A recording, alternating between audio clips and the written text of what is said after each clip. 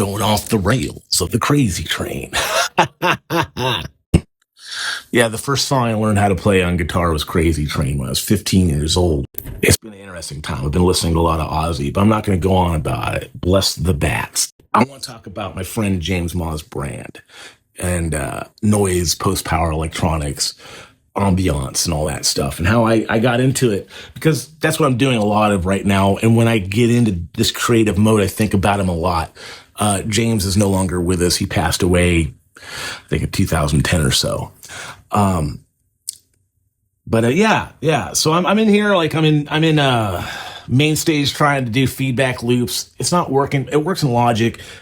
And I had this old patch on my main stage that I did with Chrome, which is just synthesizer noise. And I have a Moog Voyager that I'm doing some, knob twiddling on. And so I'm bringing that to the stage with my band, Megaton Leviathan, because that's been the plan all along. But I wanted to get some shows under our feet and before I bring that in. And so we're starting to bring that to practice.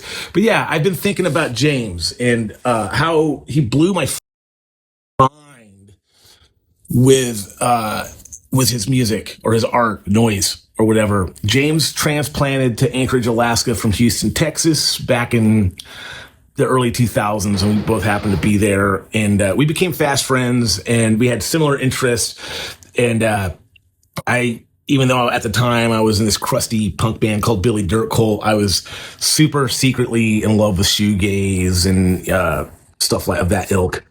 We were both fans of Morrissey and the Smiths and whatnot. And so we would hang out and listen to that stuff. He was a big fan of this band called Boyracer.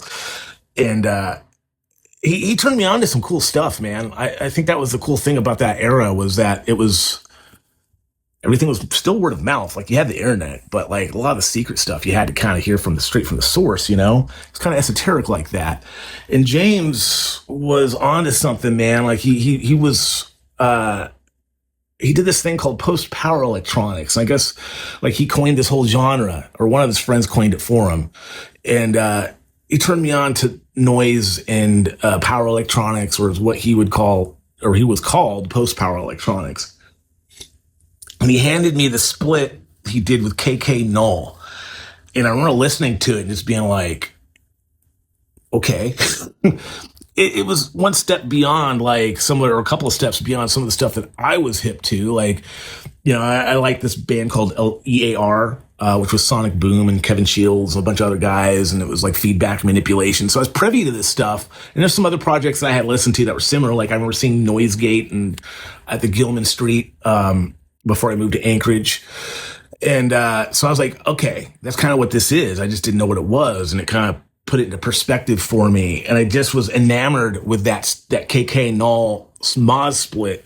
And I think you can find it on Bandcamp at the Crucial Blast, Cryonic Mind. Cryonic Mind is the guy who put it out. He's really cool. Grunt Splatter is his name. And he turned me on to Grunt Splatter. He turned me on to a bunch of stuff. Like, I was aware of Thurston Moore, but James did this split with Thurston Moore, that super limited edition items, like maybe they'd make 5 of them. And I really was into the nihilist kind of attitude about it, like purely just doing it for themselves kind of a thing. The KK Null MOZ split, I think, was like limited to 500, which was quite a bit. It might even have been less. It was probably 300. And back then, this limited pressing thing was still kind of obscure. You still kind of had to do at least 1,000 pressings of something. You could do 500 of some things, but it was really hard to find a plant to do any less than 1,000 most of the time back then. And but neither here nor there. I remember James letting me into his world, and we ended up going to my practice space in Anchorage, and I had a Mesa Boogie Studio preamp that I would play either guitar or bass out of. It was a pretty cool. I still have it, actually. I do all kinds of stuff with that thing. And I found it in an Anchorage pawn shop for like $80. We took that thing out. We did a feedback loop on it, and I had like a rat pedal and a delay, and like we just created a feedback loop and put it to a 4-track. And it ended up being like a collaboration with Bastard Noise, Hermit, and Grunt Splatter mixed it. It was a 7-inch. I remember that was kind of like, James was a dick. I mean, for all intents and purposes, but like he was my friend, you know, like, but he gave me that copy and I realized that that was the stuff that we did in my practice space. And so it was my second release. I was never credited for it. It doesn't matter, you know, but I was there, I did it. And I started doing more noise stuff in the Anchorage scene. I put together a project with my girlfriend at the time and her friend Roxanne, Faith and Roxanne, and we called ourselves the Winter Set. And we would play underground venues and stuff like that and just make noise. And I thought I had a tape of that somewhere, but I think we lost it. And, you know, that's okay. If I find it, I definitely will release it. But anyways, I think one of the things that James said to me really stood out to me, which was, he doesn't make noise for the sake of making noise. They started out doing that with this guy, Richard Ramirez. And I guess they were kind of an item at one point. And James really went off on that tangent and making harsh noise and doing all this stuff. And the cool thing about James was he really thought about what it was he wanted to do with his art. And he would tell me about guys like MOZ and KK Null and the thought process behind it, and that like it, you know, discussion about like collaboration on a thing and like how actually split releases were just an avenue of creativity, you know? And that really left a mark on me, a massive influence on the way that I approach what I do. He changed everything for me, because before that I was just kind of like punk rock, fuck yeah, noise and, you know, seek and destroy and all that kind of stuff. And, but I really, you know, it sharpened the blade, as it were, in my mind, you know, kind of weaponized things. And I think back at how much time has passed and how much it really left a mark.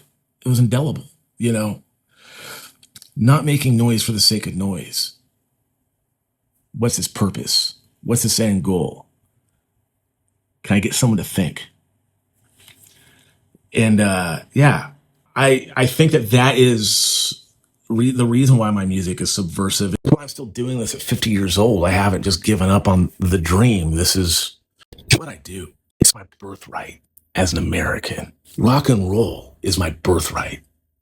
And making noise is a part of it. Yeah, James was a really creative dude, and I really liked what he did. And you can find some of his stuff on the internet. I think it's on Bandcamp, not much on YouTube or anything. But he was really good at what he did. And so I'm inspired again and thinking about things. And that's kind of what I'm doing in here, is like everything in between. And with my sets live with Megaton Leviathan, we can do pretty things and they can be pretty shoegazy and poppy, but like I get noisy on the dark end of the industrial spectrum too, you know?